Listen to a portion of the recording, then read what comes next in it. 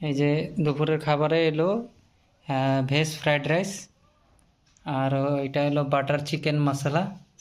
এই যে leg piece, দারুণ মানে লেগ পিস, একদম পরি একদম গ্রেভি বানিয়েছে। তো fried rice with butter chicken masala. তো বন্ধুরা আপনারা সঙ্গে থাকুন, আমি দুপুরের খাবারটা খেয়ে নিই। Butter chicken masala, leg piece with leg পিসের লগেই শুরুয়াত করি বন্ধুরা, আপনারা পাশে থাকুন। দেখতে তো দারুণ হয়েছে, খেয়ে দেখতে লাগবো কিরম হয়েছে। ফাটাফাটি হয়েছে, দারুণ।